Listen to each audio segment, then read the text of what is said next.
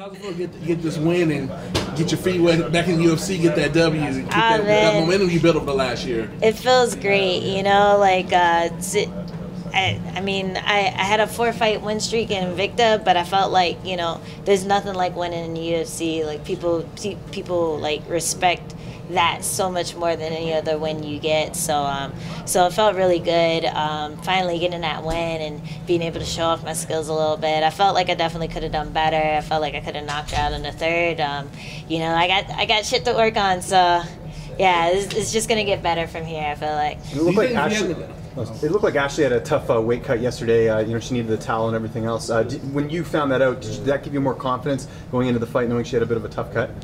Not really, because like I was looking online and I saw what she looked like, and she just looked like she timed it badly, you know. Yeah. It didn't look like she was suffering that much. Like, she still had like some meat in her cheeks and stuff, so I knew she was gonna still be big and still be like energetic and stuff. And I saw her fight with Justine. It was only on like 2 weeks notice, so like whatever she has in her, like, she's just tough and scrappy. Yeah. So yeah, I was expecting a fight still. Was there anything that surprised you about her as an opponent?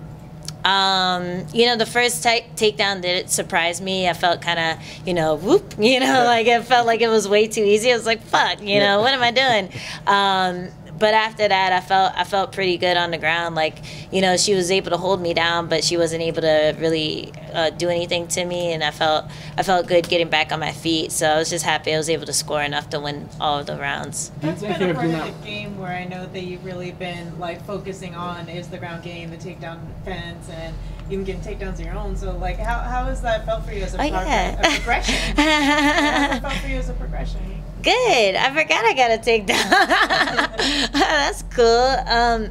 Yeah, you know, it feels good. You know, I'm trying to, like, every striker goes through that where they get stunted because they fight all these grapplers who, like, you know, they will kill themselves to take you down, and like they will eat knees to the face just to take you down, and then they'll win a fight. So you know, a lot of strikers go through that where they have trouble dealing with that, like difference in like timing and you know, setting up your strikes and everything. So I definitely feel more confident after realizing I got a takedown, and just you know, getting back to my feet, being able to reverse her being on top and stuff. Like I'm really happy with that. And you know, even though I didn't knock her out, which was what I really wanted to do, I feel like this is just one step in my progression to being a more complete fighter. Do you think going through the adversity you went through to get back to there is kind of help you out win a fight like today?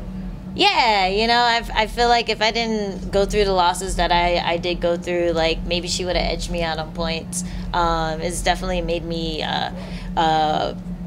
just more scrappy, and like it's made me scramble harder. And you know, in practice, I have to move. You know, I don't want that to happen again. And when I do feel myself in the positions where I lost in the past, I start to get that anxiety. I'm like, oh God, I gotta get out of here. So yeah, that's definitely helped me improve. I feel like I'm gonna have one up on the girls who have a similar record as mine, just because they haven't fought the quality of opponents that I've fought in the past. How big a deal is to make a run, and who do you want next?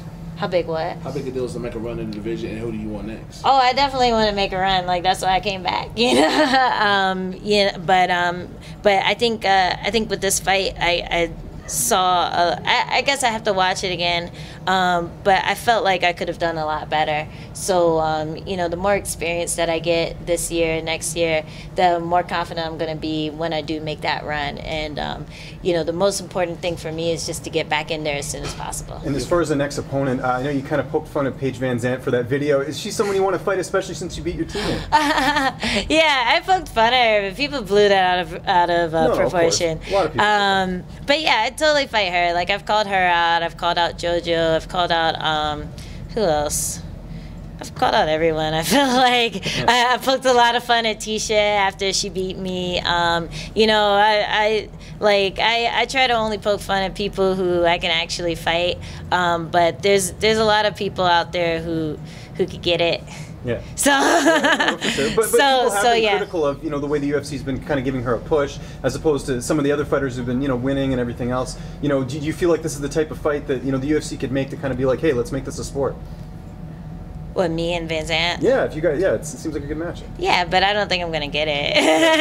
Right. I'll totally fight her though. Like that'd be fun. I think it'd be a fun fight. That's what they like to call Van Zant fights. Fun fights. Why do you think it's gonna happen? Why not? Why don't you think it's gonna happen?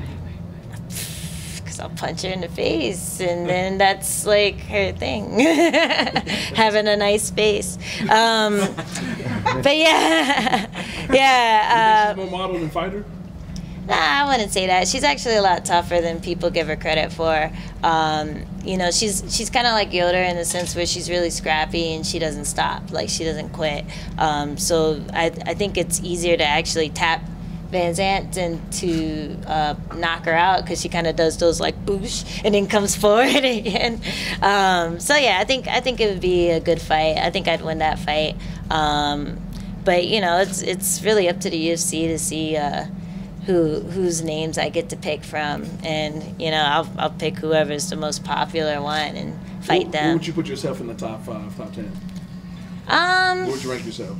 I don't know. I think I'd rank myself higher after my last fight, but after this one, I feel like I had a lot of little things I could have improved on. So I don't know. The rankings are random. Like I don't know, 12. 30, I don't know. Could you whatever. explain what happened with the Catwoman costume? Black Panther. Catwoman! Oh my god!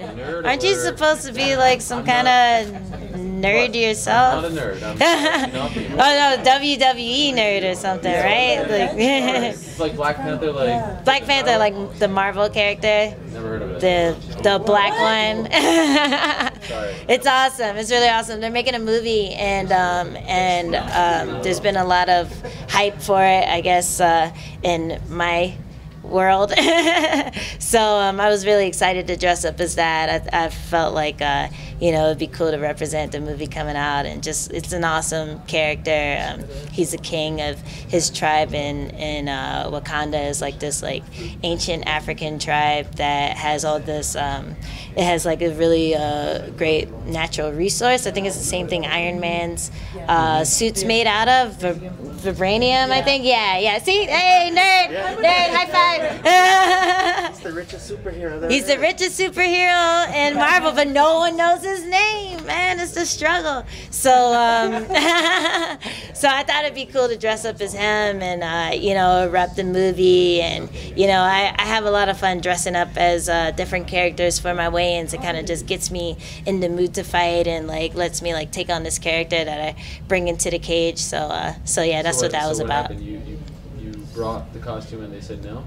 Yeah, they were hounding me because of my Sagat thing that I did last time. Okay. So they're like, is there anything that you're planning to do? Anything you're going to wear? Any extra non-Reebok? And like, I thought about not telling them, but then I told them. And they told me no at the last minute. Were they unhappy with the cigar? I don't think they were unhappy. It was just they didn't know. So I think they just wanted to know what was going to happen so they could So they'll let you keep not wearing let them. it happen. They'll let you keep wearing them. You just got to clear it beforehand? Yeah, like a lot of people give them what they're gonna do or planning on doing, and then they say yes or no. So But since you told them before, they still said no? yeah, they said not approved. I think it was probably like a copyright thing or something, but who How many just knows? put Reebok on it and handle it from there? What's that? Just have your costume and just put Reebok on the costume. I know, right? Reebok man. I could be Reebok woman. Just have a big like triangle head. Maybe that's what I'll do next time. Triangle head girl. Did you dress up as the character? What's Or that? Was this something you just did on your own? Like, was it a sponsorship thing? No, it's did it just on something I've been doing for a Because I while. saw that you tagged Marvel and stuff on Twitter. Did they? Yeah. did I you just hear- tagged them to like get them to look at it. Hey guys, this is like when trolls tag you and shit. Like, Did you get anything back? I no, but we'll see. I got a lot of likes, you know, Sure. so it was cool that I was at least able to get people to see it. So that was cool.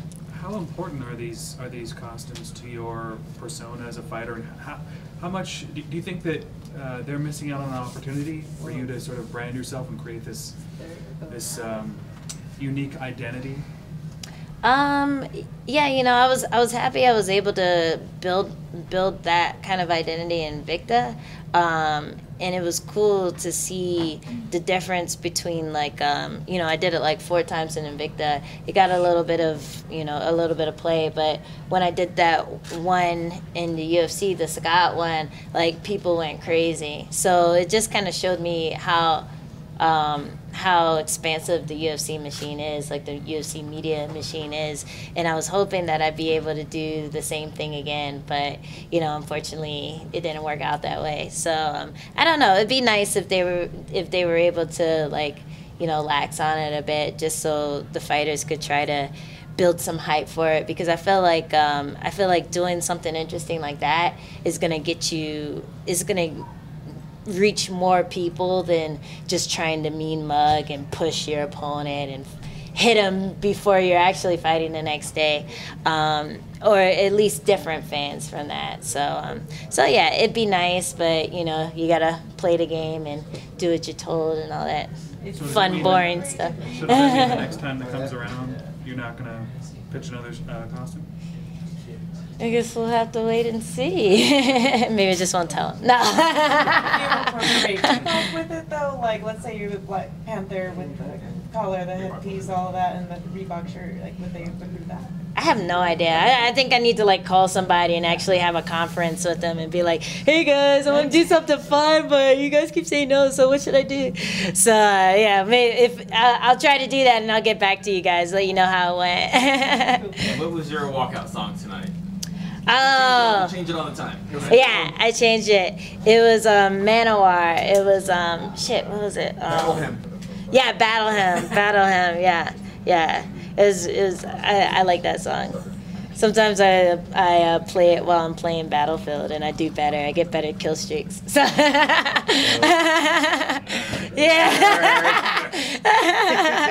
Dig it. Thanks. Thank you. Yay.